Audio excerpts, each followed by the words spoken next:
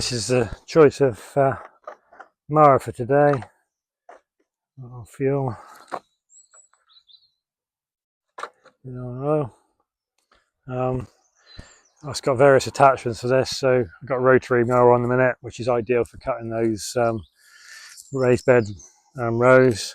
And then after I've finished doing that, I'm going to swap the head over and put the reciprocating blade mower on. It's a bit wider, which helps as well. And we're going to get out in the fields and we're going to top a few of the rushes.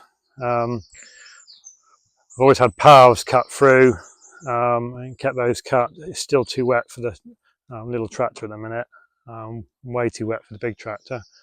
But it is tick country around here, and when you've got tall grasses and rushes, as you walk through, they get onto your legs, onto your trousers, and they can crawl up your trousers and get up under your shirt. So that's worth thinking about. And they do spread Lyme's disease, which is something you certainly don't want.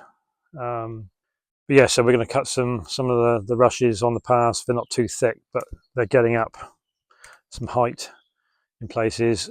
The sheep are doing a fantastic job of keeping the grass down in between now, and they are eating some of the rushes, but some of it's getting a little bit away from them. And where they're pushing into the rushes, I want to knock those back and trim that back. So yeah, that's the job. In a bit, do some of that. So when I'm walking around the fields, I am going to worry about ticks. I can walk out in my boots. I can walk around in shorts if I want to. Check the sheep, stick to the paths, and help to knock the rushes back. So that's the next job.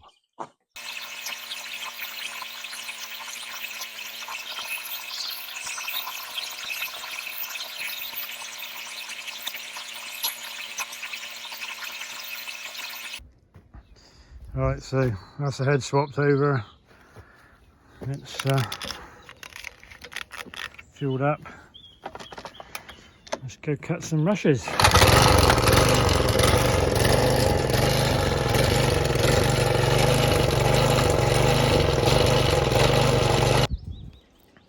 So we're out in what we call Raven's View.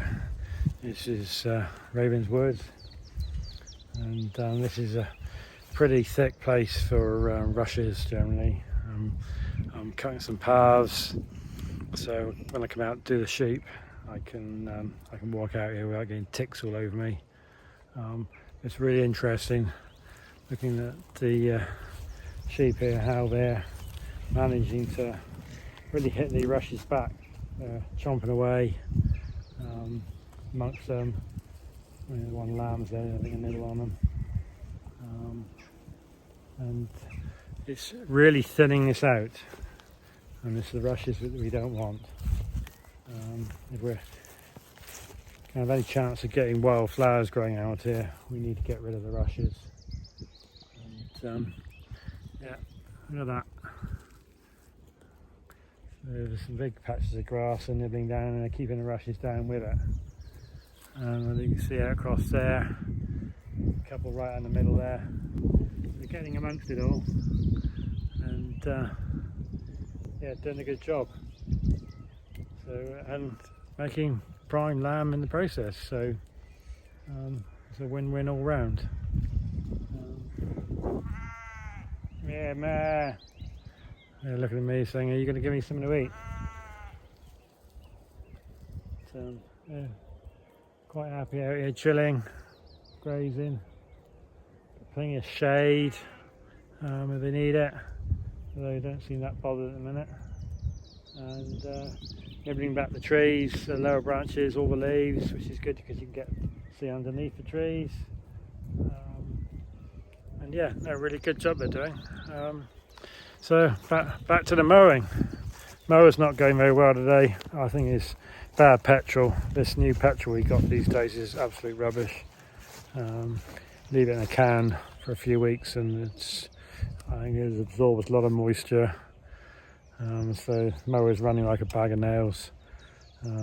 So I'll get back on this run and got one run up through the next field and then head back. Hopefully got enough fuel to get back through this field I've got a can of fuel just over the way, top up, and yeah, woods are looking good. All the trees coming out. A lot of oak in here. There's a few dead ones, but we're leaving those for like for the woodpeckers and that, what have you. And then we've got willow fringes, and then you got a few willows amongst the field as well, and that adds variety, adds shade and shelter, and it breaks up the landscape, which is good for biodiversity. Plenty of room here for other stuff as well. So yeah, back to the mower. So I made it to get some fuel. Not a lot left, but you can see from my boots and the wheels, it's pretty wet out there in places. And, yeah, only just getting through with this in some places. So there's no way I'd get in with a tractor. Well, I'll say I couldn't get through, but I'd make so much mess. It's not worth it.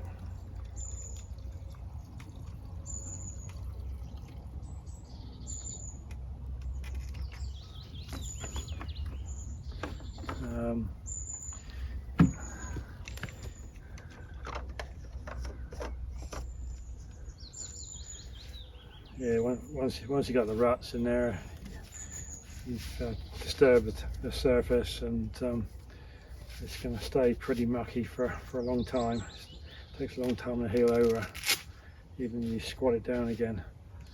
But this isn't going to dry out for some time, though some parts, some of the parts are drying out. We've still got a lot of moisture here, which is good, because the grass still grows. So if we get a heat wave here, we've still got grass growing. Just seen a tree rat run across the field there into the trees. We're waging war on tree rats at the moment, because they've damaged apple trees and had all the apples last summer. So they're not on our favourite list at the minute. So yeah, fueled up. Let's go and cut some more.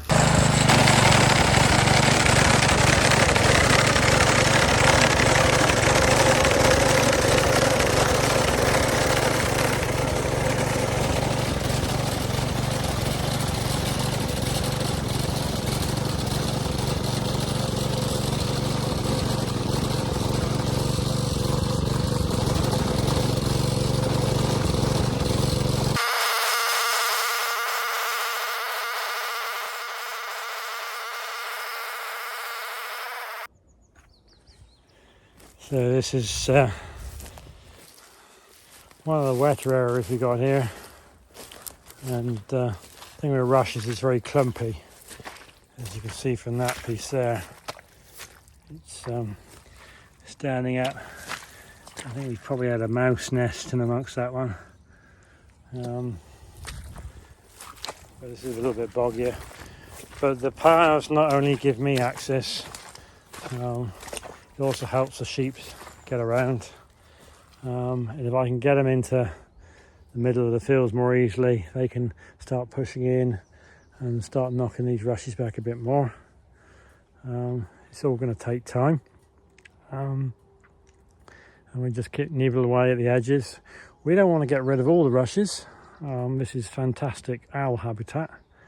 Barn owls love this. This is perfect hunting for them. But we do want to thin out a bit, and get some more grass for grazing. And if we got grass, we can have flowers. The rushes just keep growing and growing and getting thicker and thicker and bigger, and outcompete everything else. And the only other option is to use chemicals, which we don't really want to use. So the sheep are the next best option for us. And once we've got enough grass and got some more space, we've got some housing, we need to get this barn put up. we can then get some cattle out here hopefully.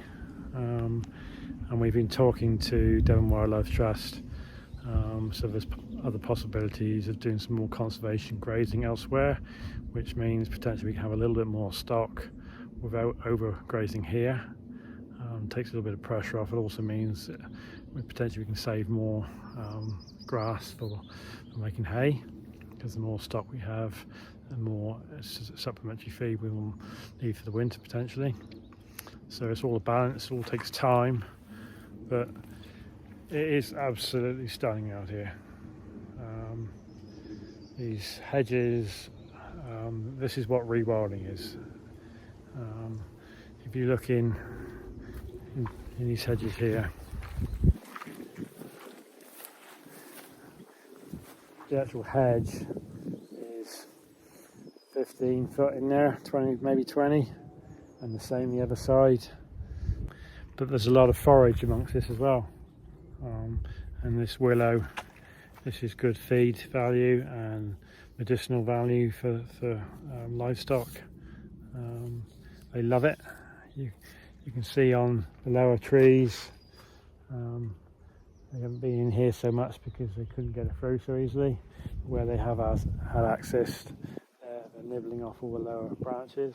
That gets light in underneath, which allows other things to grow.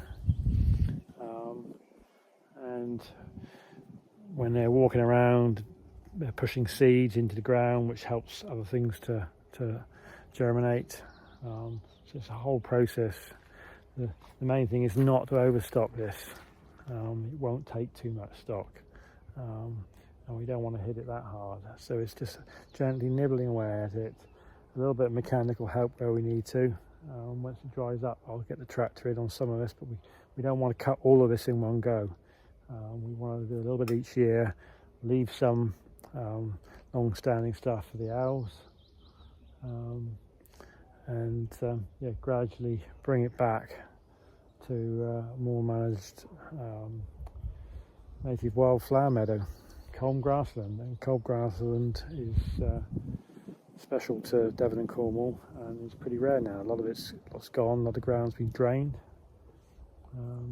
So it's about getting balance and getting the right species in, the right livestock to nibble this down. So back to the mower. So every so often I like to create these like little meadows. Just helps to break the monotony of this rushes down. Helps the air and the light to get into the ground, which helps other species have a bit of a chance. It helps the sheep get in and really start attacking in areas like this and keeping it down. And if they concentrate on here, they're going to start encroaching into the other areas. So these little pockets of grass help them and help me push them into the thicker parts. And get into this mass. It's like I don't know. It's like if you've got dreadlocks, you've had them for 20 years. This is what it's like on your head. But in amongst it, there's lots of other stuff, lots of other species.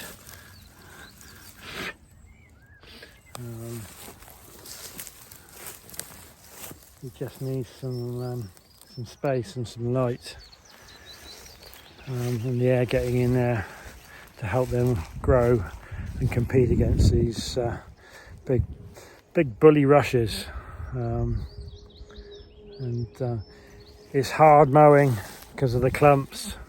The blade on here needs replacing probably at some point. I got some bushes which are worn. I've got on order, so there's a little bit of slack, so it's catches up sometimes, but this fuel problem's not helping. It's losing a lot of power. So yeah, let's finish this run down through here and get back and do some other stuff. If you enjoy our videos, please hit the like and subscribe buttons. Even if you don't like it, still hit the like and subscribe button.